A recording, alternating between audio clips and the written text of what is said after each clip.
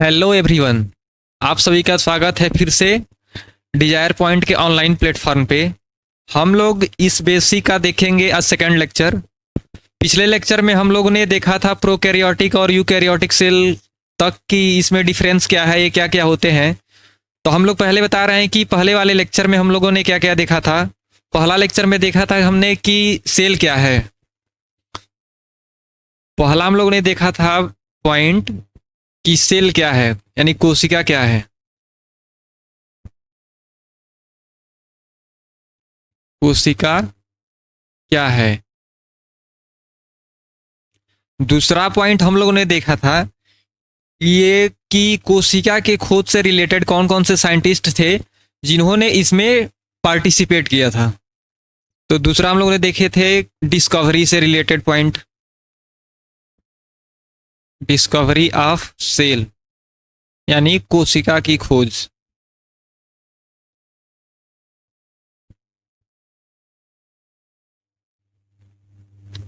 तीसरा पॉइंट हम लोग देखे थे कोशिका की परिभाषा, कोशिका की परिभाषा यानी डेफिनेशन ऑफ सेल।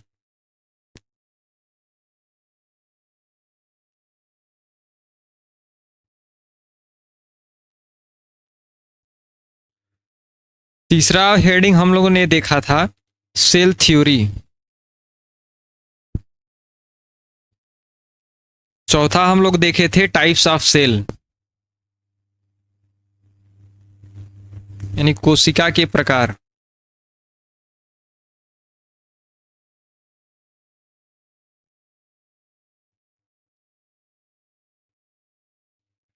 और कोशिका के प्रकार में हम लोगों ने देखा था प्रोकैरियोटिक सेल के बारे में।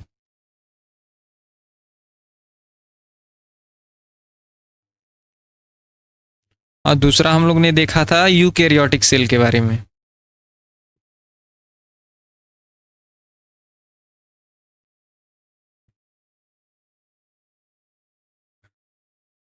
कोशिका क्या था, हम बताए थे कि कोशिका एक तरह का कोष्ठक का कंपार्टमेंट है जो बाहरी वातावरण से अलग कर रहा है अंदर के वातावरण को। दूसरा चीज हम लोग ने देखे थे discovery of cell. Discovery of cell में कौन कौन से साइंटिस्ट का नाम बताए थे हम। पहले साइंटिस्ट का नाम था रॉबर्ट हुक,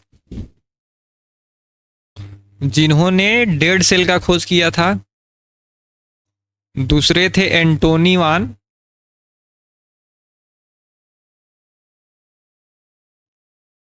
ल्यूवेन ल्यूवेनहॉक और तीसरा थे रॉबर्ट ब्राउन। इन्होंने क्या न्यूक्लियस टर्म को दिया था, यानी केंद्रक के बारे में बताए थे।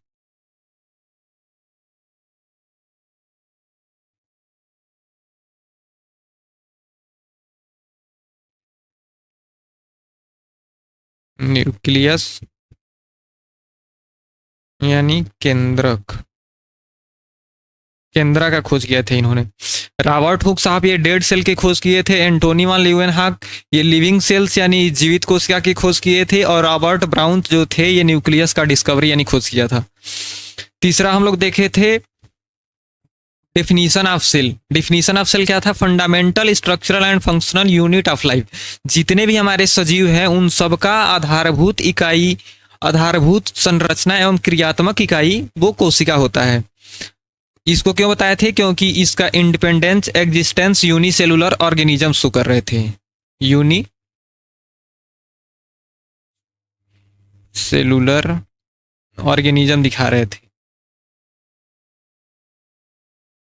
जैसे कौन थे आपके अमीबा, यूग्लिना, ये सब इसके एग्जाम्पल हुए।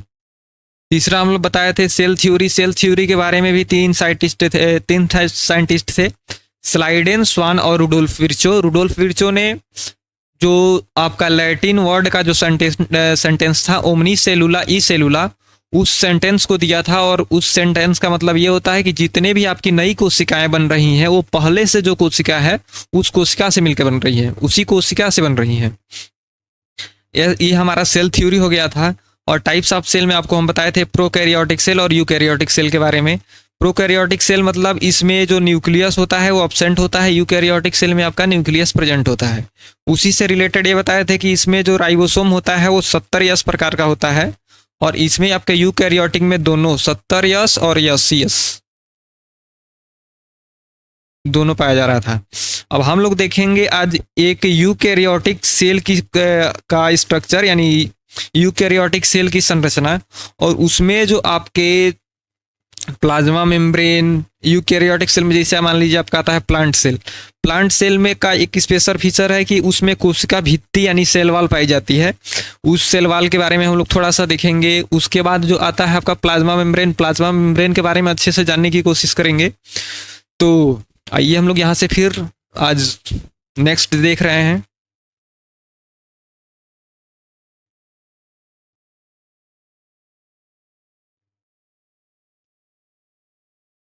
यूकैरियोटिक सेल यानी यू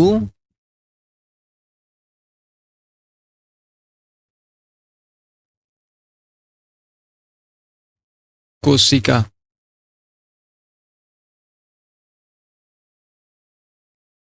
इसके एग्जाम्पल क्या क्या थे?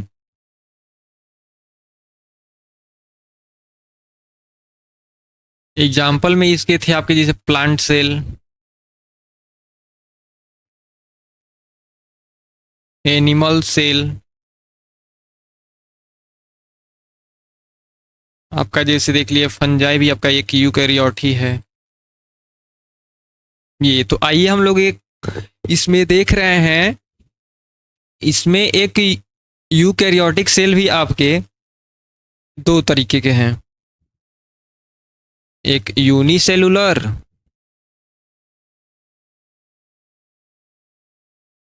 यानी एक कोशिकीय जीव, और दूसरा थे आपके मल्टी सेलुलर ऑर्गेनिज्म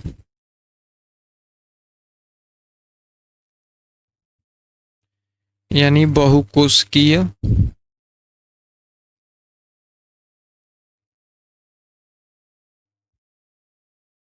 बहुकोशिकीय जीव। ठीक, तो आइए हम लोग एक यूकैरियोटिक सेल का स्ट्रक्चर बना रहे हैं और उसमें देख रहे हैं कि एक यूकैरियोटिक सेल के अंदर होता क्या क्या है।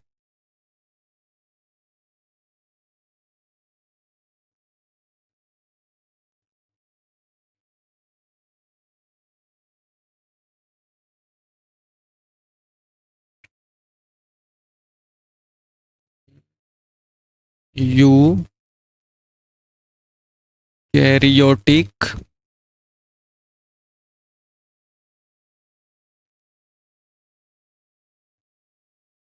कोशिका की संरचना यानी स्ट्रक्चर ऑफ यूकैरियोटिक सेल। देखिए ये हमारा, इसमें भी देखिए हम पहले आपका इन प्लांट सेल का स्ट्रक्चर बना रहे हैं।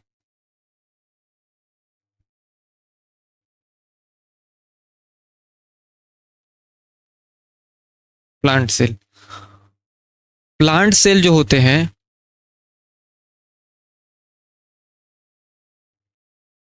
वो आपके इस चतुर्भुज के जैसे देखने को दिखेंगे। ये देखिए हमारा, ये हमारे कोई प्लांट सेल हो गया। इस प्लांट सेल का इसके ऊपर देखिए क्या स्पेशल फीचर होता है कि प्लांट सेल के बाहर आपको सेल वॉल देखने को मिलती है।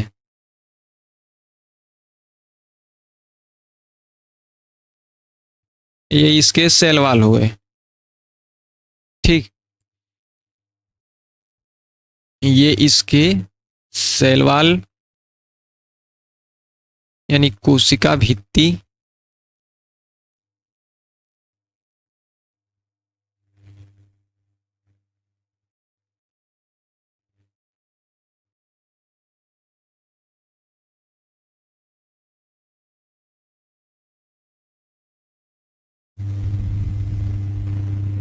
आपका प्लाज्मा मेम्ब्रेन यानी कोशिका झिल्ली हो गया।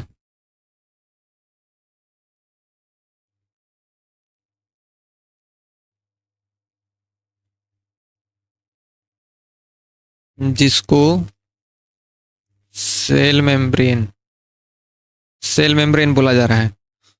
अब इसी के अंदर आप लोग देखेंगे ये बहुत सारा साइटोप्लाज्म होता है। यूकैरियोटिक सेल है तो इसके अंदर आपको न्यूक्लियस देखने को मिलेगा।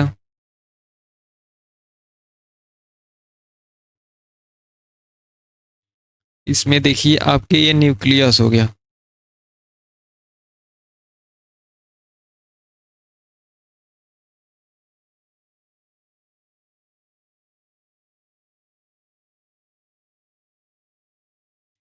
इसी में आप देखेंगे वैक्यूल्स।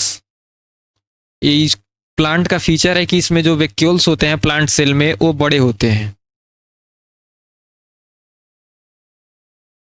वैक्यूल्स हो गए, ठीक। ये आपका न्यूक्लियस हो गया यानी केंद्रक।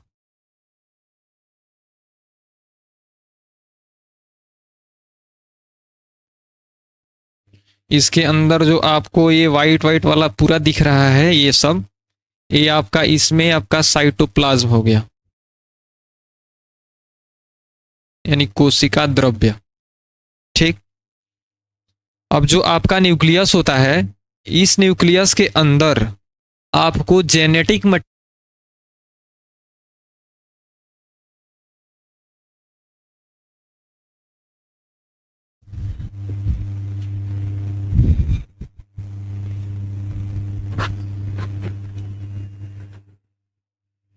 सर नहीं है का कैमरा बंद हो गया है, कैमरा बंद हुआ है।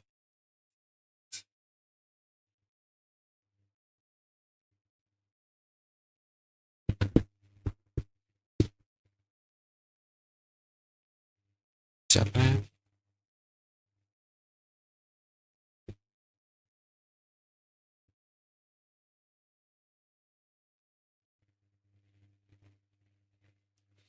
इसके अंदर क्या था, साइटोप्लाज्म, जिसको हिंदी में कोशिका द्रव्य बोला जाता है।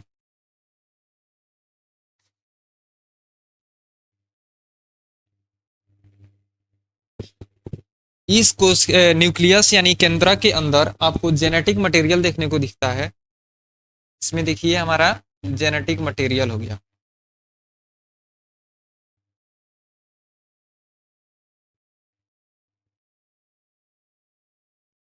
इस सभी के बारे में अभी हम आपको बताएंगे। जेनेटिक मटेरियल वो मटेरियल जो पेरेंट्स से ऑफ स्प्रिंग में ट्रांसफर होता है, उसी को बोला जाता है जेनेटिक मटेरियल। जो फिनोटाइप यानी जो हम लोग ऐसे दिख रहे हैं, आप जैसे दिख रहे होंगे, उस सब के लिए रिस्पॉन्सिबल आपका जेनेटिक मटेरियल ही होता है, ठीक। इसी के अंदर आपको कुछ सेल ऑर्गेनेल्स, जैसे मान लीजिए आपको क्लोरोप्लास्ट, इसमें देखिए आपका, इसी में आपको माइटोकॉन्ड्रिया देखने को मिल जाएगा।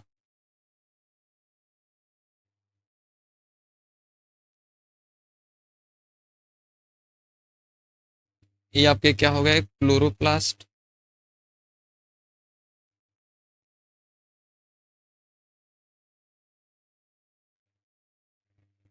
जिसको हिंदी में आपका बोला जाता है हरित लवक।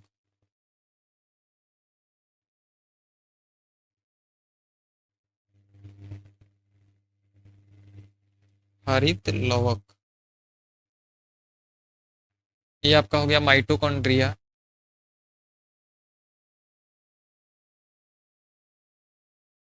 ठीक है, माइटोकॉन्ड्रिया हो गया, क्लोरोप्लास्ट हो गया, इसके अंदर न्यूक्लियस हो गया। इसमें आप देखेंगे बड़ा सा वैक्यूल्स देखने को मिलता है।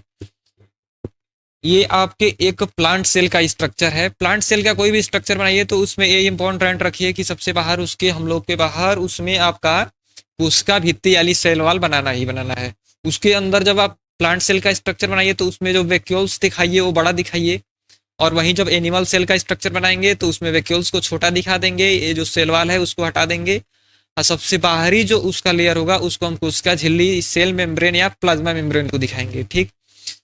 तो ऐसे ही आइए हम एक पहले आप थोड़ा प्लांट सेल के बारे में देख ले रहे हैं कि प्लांट सेल में आखिर क्या क्या है।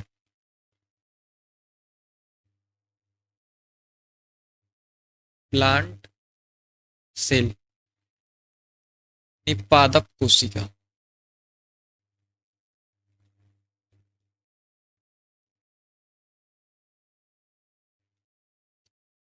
पादप कोशिका में इस पर पहला क्या था इंपॉर्टेंट पॉइंट कि इसमें क्या हम लोग देख रहे थे, सेल वाल। सेल वाल यानी कोशिका भित्ति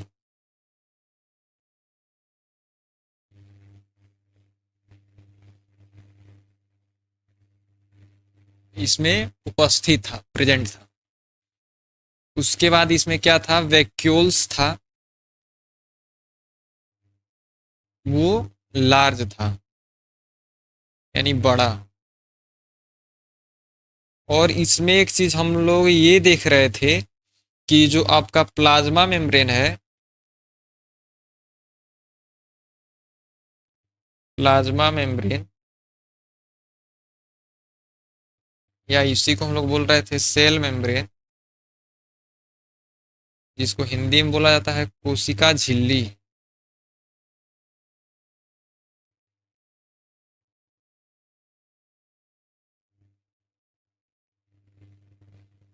ये आपका सेकेंड आउटर मोस्ट लेयर है, सेकेंड आउटर मोस्ट।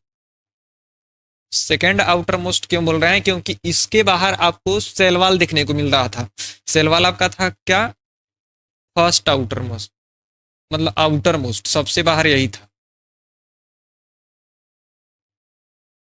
ठीक, ये आपको एक प्लांट सेल के अंदर देखने को मिल रहा है कि सेल वाल क्या है, प्रेजेंट है, और जो सबसे बाहर है इसमें वैक्यूल्स आपको लार्ज साइज को देखने को मिल रहा है। प्लाज्मा मेम्ब्रेन है वो आपके सेल वाल के बाद है।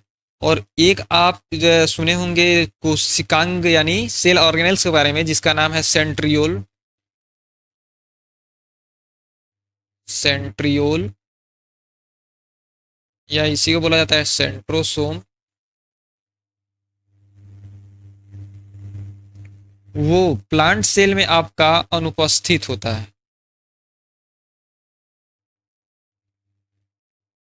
अनुपस्थित यानी अब्सेंट होता है। ठीक है, तो आपके एक प्लांट सेल के अंदर ऐसा स्ट्रक्चर देखने को मिलता है। तो आइए हम लोग जो जो स्ट्रक्चर पहले बनाए थे यहाँ पे,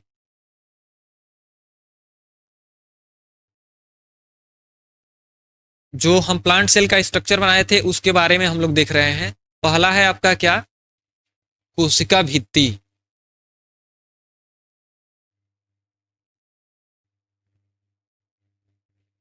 कोशिका भित्ति यानी सेल वॉल।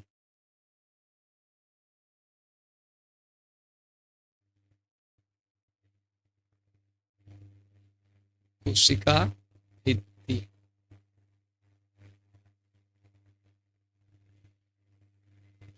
जो हमारा सेल वॉल होता है वो प्लांट्स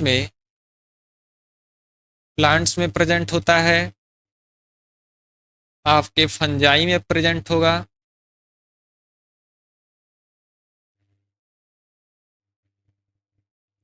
दूसरा तीसरा हमारा हो गया ये बैक्टीरिया में प्रेजेंट होता है। इन तीनों में, फंजाई में प्रेजेंट हो गया, बैक्टीरिया में प्रेजेंट हो गया, और प्लांट्स में, ये तीनों में हमारा जो आपका होता है कोशिका भित्ति, वो पाया जाता है। वहीं पे आपका जो एनिमल सेल होता है,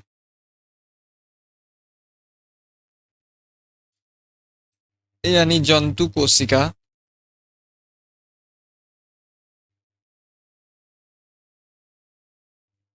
उसमें अनुपस्थित।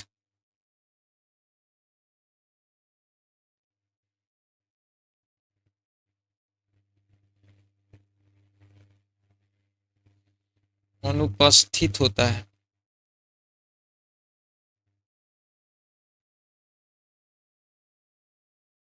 ठीक है, अब ये जो कोशिका भित्ति है आपका, ये हमारा कोशिका भित्ति।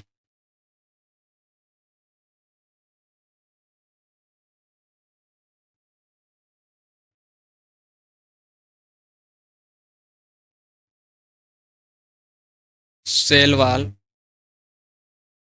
ये हमारा सेलुलोज का बना होता है। सेलुलोज। सेलुलोज का किसमें बनाता होता है? प्लांट्स में। अब वहीं आपका फंजाई में देखेंगे तो फंजाई में आपका काइटिन।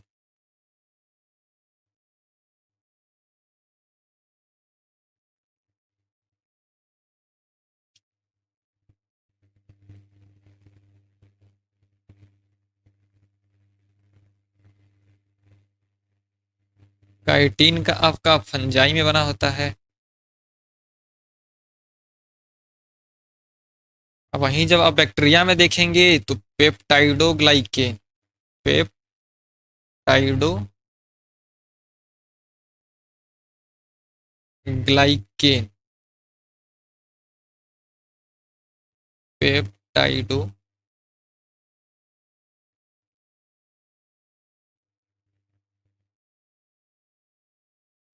पेप्टाइडोग्लाइकेन का आपके बैक्टीरिया में बना होता है,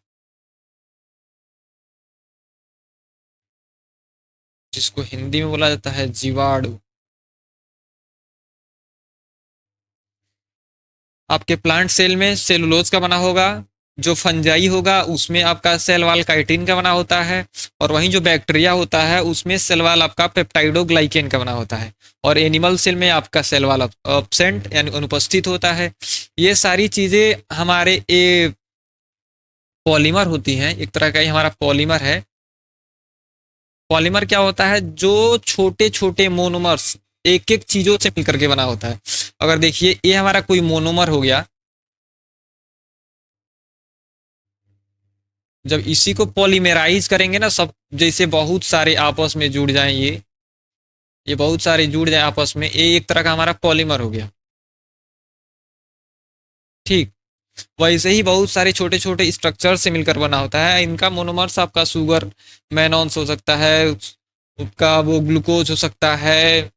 जितने भी आपके मोनोमर्स होते हैं उन सब से मिल करके हमारा पॉलीमर बना होता है। ठीक, तो आगे हम लोग का क्या था? और आपका था क्या? Plasma membrane.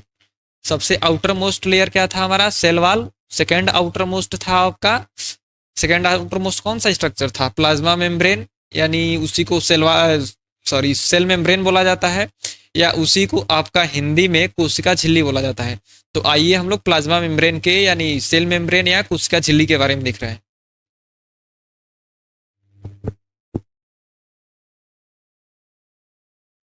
प्लाज्मा मेम्ब्रेन या सेल मेम्ब्रेन,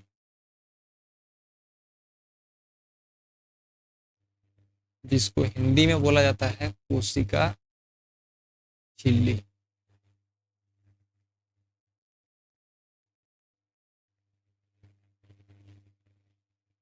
ठीक, प्लाज्मा मेम्ब्रेन या सेल मेम्ब्रेन या कोशिका झिल्ली। कहीं आपको प्लाज्मा मेम्ब्रेन दिखने को दिख जाएगा, कहीं सेल मेम्ब्रेन लिखा होगा। तो दोनों चीजें लगभग लगभग क्या है, मतलब दोनों चीजें एक ही होती हैं। हिंदी में आपको उसको कोशिका झिल्ली बोला जाता है। जो हमारा प्लाज्मा मेम्ब्रेन होता है, जब उसको देखेंगे, अगर कोई हमारा प्लाज्मा मेम्ब्रेन है वो आपके प्रोटीन और लिपिड से मिलकर के बने होते हैं। ठीक, प्लाज्मा मेम्ब्रेन हमारा लिपिड प्लस प्रोटीन से मिलकर के हमारे प्लाज्मा मेम्ब्रेन बने होते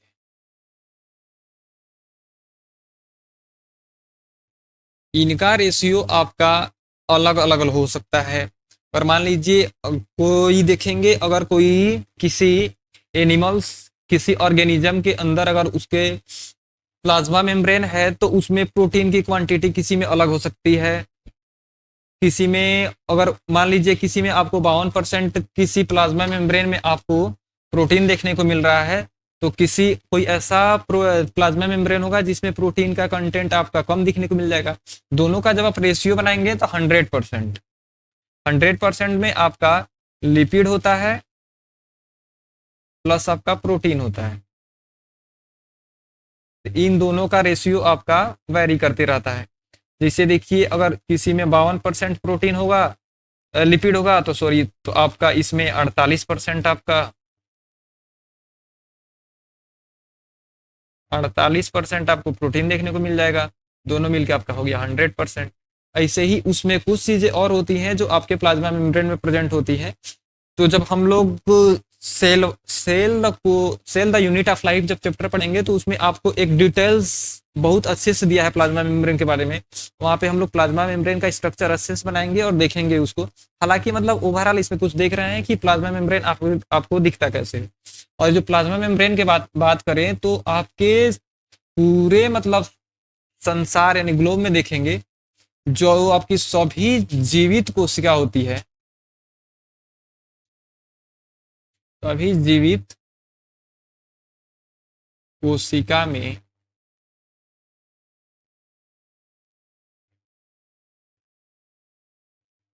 कोशिका झिल्ली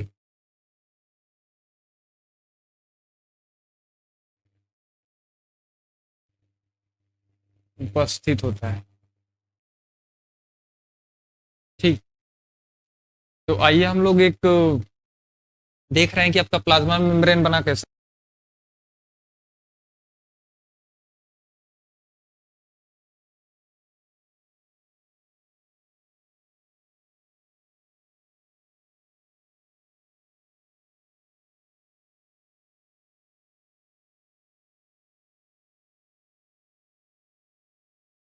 जो हमारा हेड होता है वो हाइड्रोफिलिक होता है। हाइड्रोफिलिक यानी ये वाटर सॉल्युबल होगा। मतलब सॉल्युबल मतलब आपका वाटर से इंटरेक्शन शो करेगा। वाटर से इंटरेक्शन दिखाता है। वहीं जब आप टेल का देखेंगे, तो ये आपका हाइड्रोफोबिक होता है। हाइड्रोफोबिक हाइड्रोफोबिक फोबिक यानी देखिए भय, डर। फोबिया भय यानी ये आपका जो होगा वाटर से, आपको अगर किसी से डर लगता है तो आप उससे दूर भगते हैं। तो अब वो ये वाटर से इंटरेक्शन नहीं शो करेगा, मतलब उससे दूर भगेगा। वाटर से दूर भगेगा।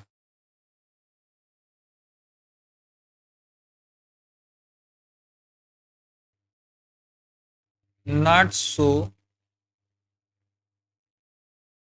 Interaction with water.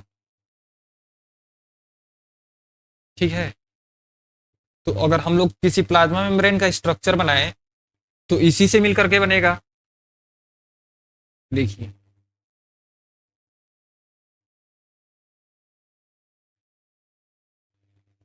ये हम एक प्लाज्मा मेम्ब्रेन का आपका स्ट्रक्चर बना रहे हैं।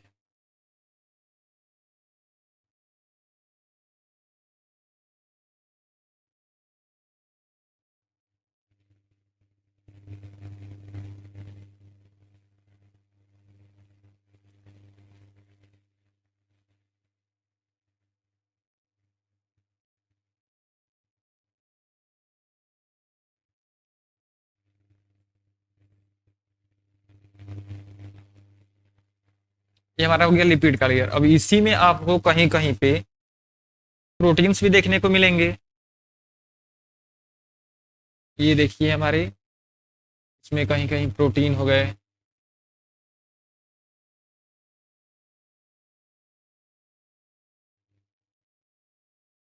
ये हमारे प्रोटीन्स हो गए। कुछ प्रोटीन्स आपके इसके ऊपर देखने को मिल जाएंगे। ये हमारे क्या है, जो येलो कलर वाले हम जितने दिखाए हैं वो आपके प्रोटीन हो गए।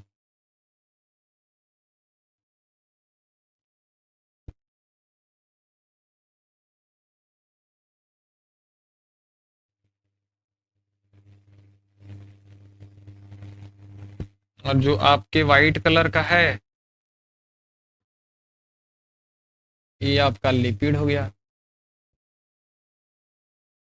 तो इसीलिए बोला जाता है जो हमारा प्लाज्मा मेम्ब्रेन है यानी कोशिका झिल्ली है वो हमारा लिपोप्रोटीनेशियस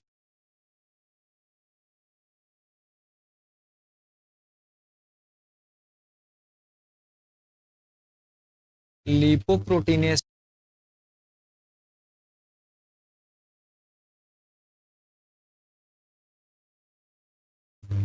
ठीक। इसमें देखिए लिपिड भी है और प्रोटीन भी है। येलो कलर का आपका जितने दिखाए हैं हम प्रोटीन हो गया और जितने व्हाइट कलर के आपको दिख रहे हैं ये सारे हमारे लिपिड्स हो गए। इसी से मिलकर के हमारा प्लाज्मा मेम्ब्रेन बना होता है। तो इस प्लाज्मा मेम्ब्रेन को बताने के लिए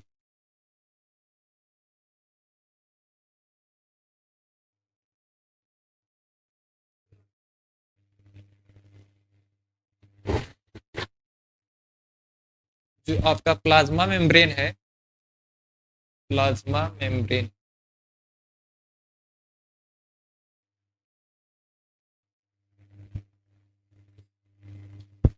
इसके स्ट्रक्चर को मतलब जो आपके प्रोटीन और लिपिड है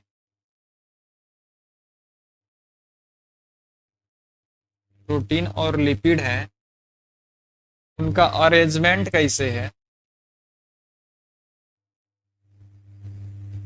मतलब व्यवस्था उन सबका कैसा है कैसे व्यवस्थित है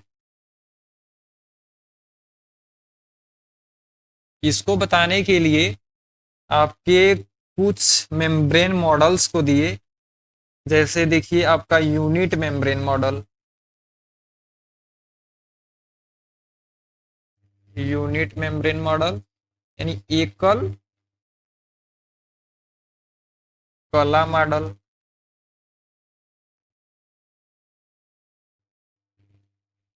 दूसरा आपका हो गया sandwich model.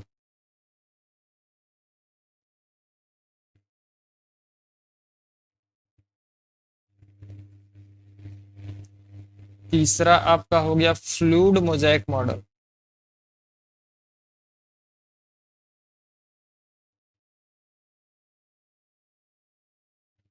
Fluid mosaic model ये तीनों मॉडल प्लाज्मा मेम्ब्रेन को समझाने के लिए दिए। आपके यूनिट मेम्ब्रेन मॉडल को एक साइंटिस्ट थे जेडी रॉबर्टसन साहब उन्होंने आपका यूनिट मेम्ब्रेन मॉडल को दिया। सैंडविच मॉडल को देने के लिए एक अलग साइंटिस्ट थे। फ्लूइड मोज़ेक मॉडल को देने वाले आपके अलग साइंटिस्ट थे। फ्लूइड मोज़ेक मॉडल हालांकि सबसे आपका सफल मॉडल माना जाता है और इसी मेम्ब्रेन मॉडल को समझने के लिए इसको अलग से हम लोग को पढ़ना पड़ेगा। हालांकि सबको अच्छे से पढ़ेंगे लेकिन सबसे सफल मेम्ब्रेन मॉडल आपका फ्लूइड मोज़ेक मॉडल ही था। इसको देने वाले साइंटिस्ट थे सिंगर और निकोलसन। सिंगर एंड निकोलसन ठीक। ये हम लोग प्लाज्मा मेम्ब्रेन के मॉडल के बारे में देख लिया। और जब हम लोग पढ़ेंगे सेल वाला चैप्टर उसमें हम लोग सबको अच्छे से एक्सप्लेन करके पढ़ेंगे। तो आगे हम लोग का जब हम प्लांट सेल का स्ट्रक्चर बनाए थे तो उसके अंदर हम लोगों ने कोशिकांग सेल ऑर्गेनेल्स जैसे आपका हो गया एंडोप्लाज्मिक रेटिकुलम माइटोकॉन्ड्रिया क्लोरोप्लास्ट आपके कुछ और राइबोसोम ये सारे आपके कोशिकांग थे। इन सब के बारे में हम लोग थोड़ा थोड़ा देख ले रहे हैं। जैसे देखिए जितने भी आपके कोशिकांग है ये आपके एक इंडो मेम्ब्रेन सिस्टम के अंदर आते हैं। इंडो मेम्ब्रेन सिस्टम का होता है जितने भी आपके मेम्ब्रेन बाउंड ऑर्गेनेल्स होते हैं। मेम्ब्रेन बाउंड ऑर्गेनेल्स देखिए हम लोग देख रहे हैं कुछ ऑर्गेनेल्स ऑर्गेनेल्स ऑर्गेनेल्स में हम लोग देखेंगे यानी कोशिकांग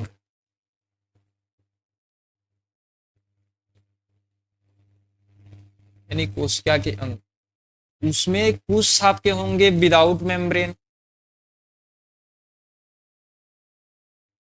without membrane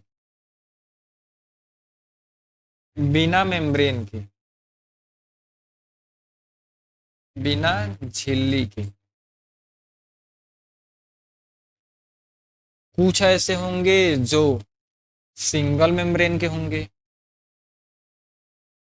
single membrane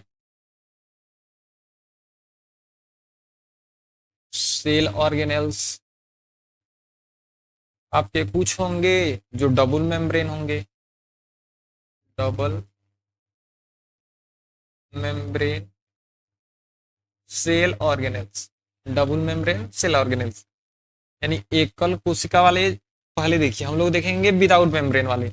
without membrane वाले में आपके आ जाते हैं राइबोसोम,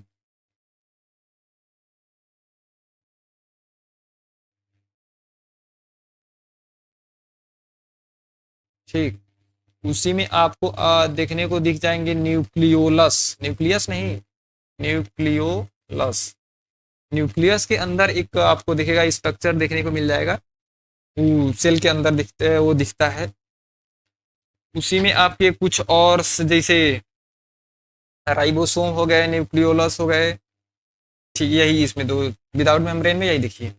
और सिंगल मेम्ब्रेन मॉडल में जब आप लोग देखेंगे तो आपके मैक्सिमम सेल ऑर्गेनेल्स होते हैं। जैसे देखिए इसमें एग्जांपल अगर हम लोग देखें,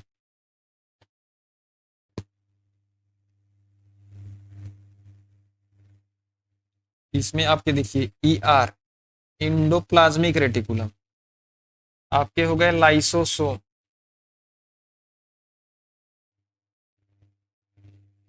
इंडोप्लाज्मिक रेटिकुलम हो गया, लाइसोसोम हो गया, गोल्जी बॉडी हो गया,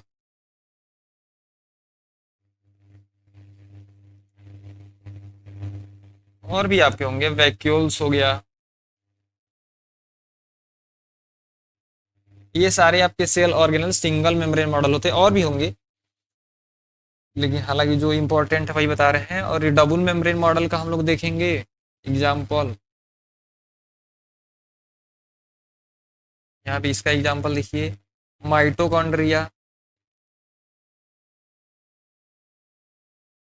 माइटोकॉन्ड्रिया सीधे दिखता है कि डबल मेम्ब्रेनस होता है, आउटर मेम्ब्रेन इसका होता है, इनर मेम्ब्रेन होता है, उन दोनों के बीच स्पेस होता है जिसको इन का इंटर माइटोकॉन्ड्रियल स्पेस बोला जाता है, इंटर माइटोकॉन्ड्रियल स्पेस, IMS जिसको बोला जाता है, दोनों मेम्ब्रेन के बीच में प्रेजेंट होता है। एक वहीं पे आपका आता है क्लोरोप्लास्ट, क्लोरो क्लोरोप्लास्ट, ये आपके डबल मेम्ब्रेनस स्ट्रक्चर हो गए। ये हमारे आते हैं, ये सारे जब देखेंगे ना, जितने भी आपके मेम्ब्रेन बाउंड सेल ऑर्गेनेल्स हैं उसी को बोल दिया जाता है endomembrane system, endomembrane system. जितने भी आपके ऑल मेम्ब्रेन, विदाउट मेम्ब्रेन वाले नहीं, all membrane bound cell organelles, इसी को बोला जाता है आपका इंडो मेम्ब्रेन सिस्टम।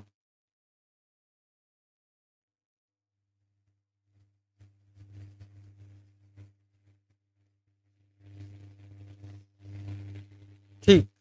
अब इंडो मेम्ब्रेन सिस्टम में हम लोग अलग अलग से ऑर्गेनेल्स के बारे में जो हम आपको बताए थे, राइबोसोम आपका हो गया, न्यूक्लियोलस, न्यूक्लियस, न्यूक्लियस भी आपका डबल मेम्ब्रेनस स्ट्रक्चर ही होता है। यहाँ पे देखिए जो आपका डबल मेम्ब्रेनस स्ट्रक्चर में हम लिखे थे यहाँ पे एग्जाम्पल, उसमें आप लोग न्यूक्लियस को भी लिख सकते हैं,